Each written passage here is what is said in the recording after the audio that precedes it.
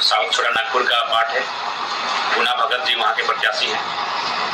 टुंडी विधानसभा जो कि चर्चित विधानसभा है, जो कि वो विधानसभा मेरी है, लेकिन डुमरी मेरा डिमांड हुआ तो उसके लिए जो डुमरी के चर्चित नेता हैं मोतीलाल महतो जी, उन्हें टुंडी शिफ्ट किया गया है। सीट को एक्सचेंज कर सकते हैं। धनबाद से राजेश रतन जी है, तो पीडी जिला का है।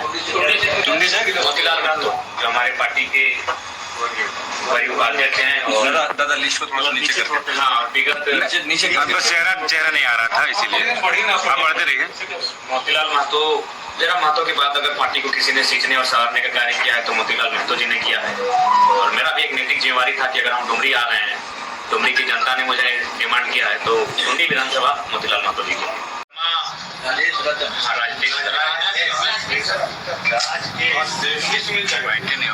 कोडरमा से हमारे पार्टी के और एक नामी चेहरे, बड़े नेता कह सकते हैं, पार्टी के उपाध्यक्ष आंदोलनकारी छात्र नेता मनोज यादव जी हूँ।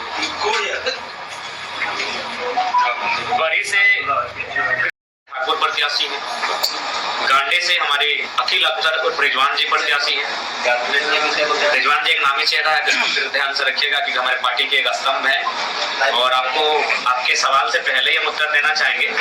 उन पर जो एक जांच कमेटी बैठी थी जी, उस जांच कमेटी की रिपोर्ट 2 दिन पूर्व उनको बाय पोस्ट प्रधान महासचिव ने भेज दिया है। और उस रिपोर्ट में ये पाया गया कि उनके जो साथी थे वो दोषी पाए गए। रिजवान जी का अस्वस्थ, तबियत ठीक नहीं था। वो संथाल परगना के दौरे से अपने कार्यक्रम को छोड़कर घर लौट रहे थे और वो गाड़ी के अंदर निद्रा की अवस्था में थे। लेकिन उसी बीच गाड़ी रुकी तो कुछ लोगों ने, पता नहीं उनके मन में कैसा क्यों आया, उनके ड्राइवर और एक साथी थे जिन्होंने ये बात ड्राइवरों से बातचीत की थी इस विषय पर। और बिल्कुल ग्रामीणों की राय और फीडबैक से पता चला उनमें रिजवान जी उस गाड़ी से उतरे ही नहीं थे, वो अस्वस्थ थे, गाड़ी के अंदर थे, उन्हें जानकारी उनको नहीं थी। हाँ, जेबीके के नेता थे। उनका नाम उनके नाम सजाद जी हैं। उनको पार्टी से 3 साल के लिए निलंबित कर दिए हैं, तो हमारे संगठन बने नहीं रहेंगे। तो रिजवान जी को क्लीन चिट मिला है, हालांकि वो पदमुक्त रहेंगे, जो कि उस गाड़ी में केवल सफर कर रहे थे, यही उनका दोष रहा। बाकी उनका उस गाड़ी में किसी प्रकार की कोई सहभागिता नहीं रही। तो वो पार्टी के प्रत्याशी हैं और क्योंकि वो पार्टी के बड़े नेता हैं, उन्होंने डिमांड उनको गांडे विधानसभा, जो कि एक बहुत बड़ी चर्चित सीट रहेगी झारखंड की, और हम लोग नहीं चाहते थे कि चर्चित सीट में कोई हम लोग ऐसा प्रत्याशी रहे जिसको झारखंड ना जानता हो। इसलिए हम लोगों ने बकायदा रिजवान जी ने ही स्वयं इस प्रस्ताव को लेकर आए कि वो काफी चर्चित सीट रहेगी, तो वहाँ कम से कम चर्चा होना चाहिए। तो रिजवान उर्फ अखिल अख्तर जी गांडे विधानसभा से हमारे प्रत्याशी होंगे। धनबाद से सपन कुमार मोदक जी, जो धनबाद शहर सदर से हमारे प्रत्याशी होंगे। खरसमा सीट से पांडुराम हैग्रू, ये शेड्यूल ट्राइब के लिए आरक्षित सीट है। खरसमा जो कि कोल्हान प्रमंडल के सरायकेला खरसामा जिला के अंतर्गत आता है। सिंदरी विधानसभा से हमारी महिला नेत्री उषा देवी होंगी। बोकारो से भी एक महिला नेत्री सरोज कुमारी होगी। ये हमारे आज के प्रत्याशियों की सूची। आज कुल हो गया 1, 2, 3।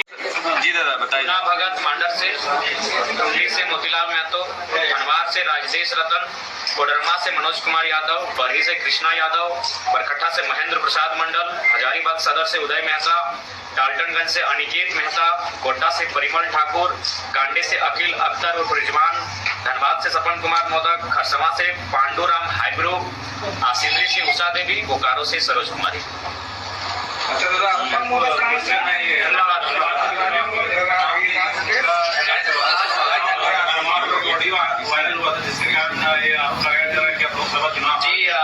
जी एक बार सवाल को रिपीट कीजिए। हाँ, उषा देवी है। आशीष महतो का एक ऑडियो वायरल हुआ था लोकसभा चुनाव में, जिसके कारण ये भी आरोप लगाया जा रहा है कि आप लोकसभा चुनाव हार गए, तो फिर उन पर पार्टी भरोसा क्यों की?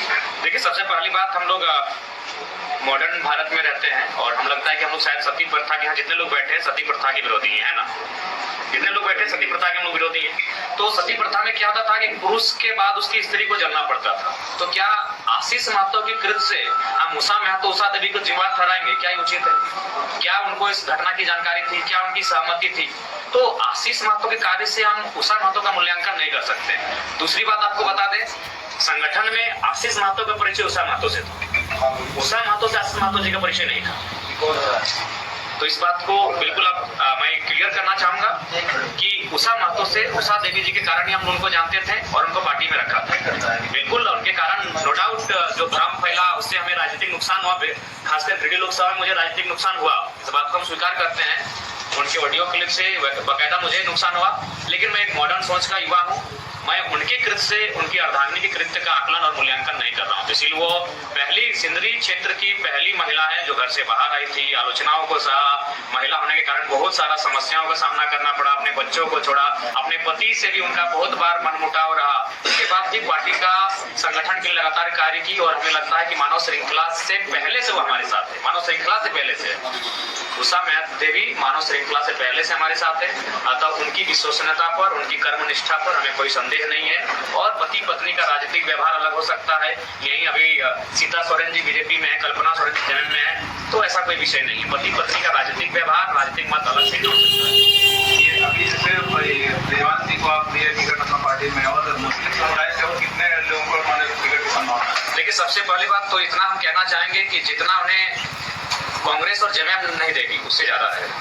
कांग्रेस और जेएमएम से मुस्लिम समुदाय को जेएलके में ज्यादा टिकट देगी। मोतीलाल जी को जो नामचीन चेहरा उसको टूंडी क्यों आपत्ति है? देखिए, टुंडी में हम लोग बहुत ज्यादा वोट लेके आए हैं और कहीं ना कहीं टुंडी हम लोग एक बेहतरीन सीट है, इस सीट को हम लोग आगे भी बेहतर करेंगे। और जहां तक मोतीलाल जी का प्रश्न है, वो पार्टी के दूसरे नामचीन चेहरे हैं जिन्होंने लगातार 2.5 सालों से पौने